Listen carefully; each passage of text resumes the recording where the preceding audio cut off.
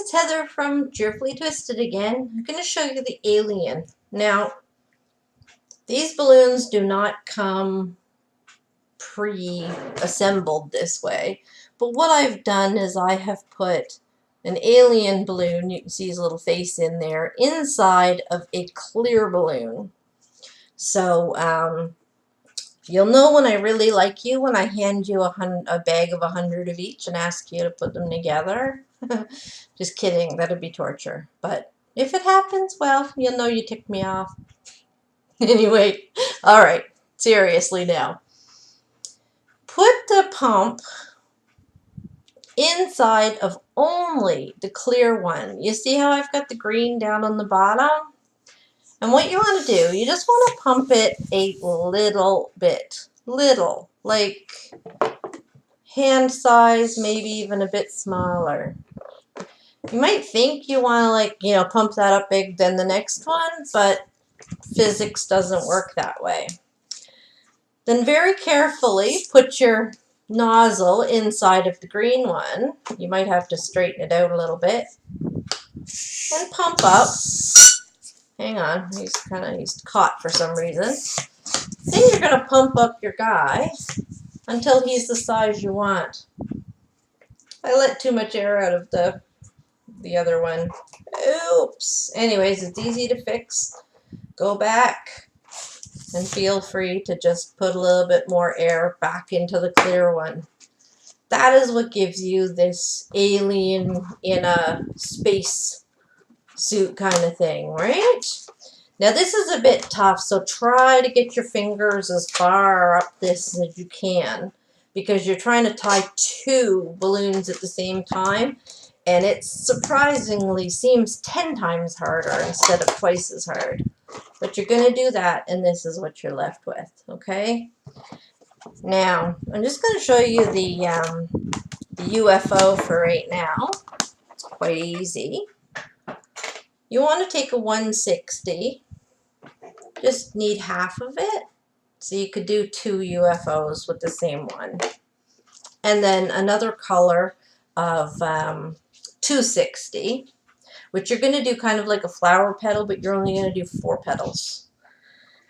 And this here, I like to use the lime green just because it's the same color as the alien, and it kind of just ties it together. The outside, don't worry about it. So now, use your pump this up a bit, leave your end to tie it, tie this end, leave this the way it is until you're ready with the other piece. It's a lot harder to put the petals around that than it is to just slip that through. So I would leave it flat. Pump this up until you've got about a 4-finger tail. Let a little air out. About that. Now, if you just did the flower ones, you kind of want these to be almost between the size of the 1 flower and the 2 flower. So say a good 4 fingers or so, 4 or 5 fingers maybe, for your first one. Lock it. Okay, and then every one after that is like 4 fingers, roughly. Okay, so you're doing 4 fingers here, 4 fingers here.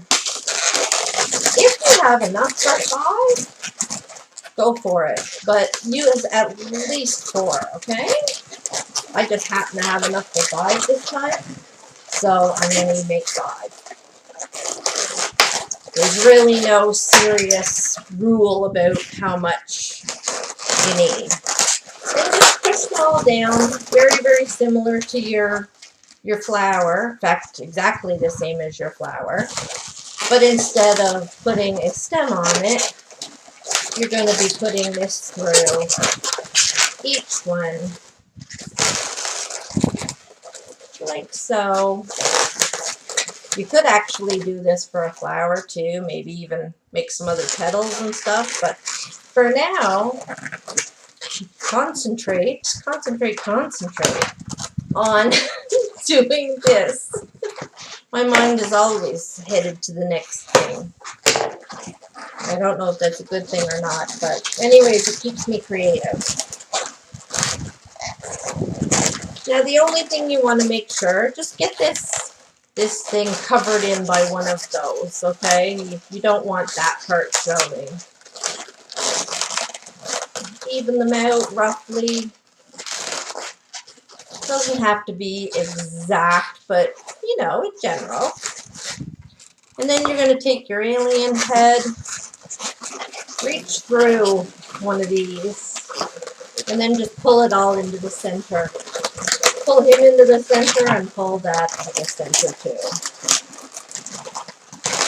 And I go back up again and back down once. That just makes sure he's good and locked in there. Okay, and then you've got your alien UFO.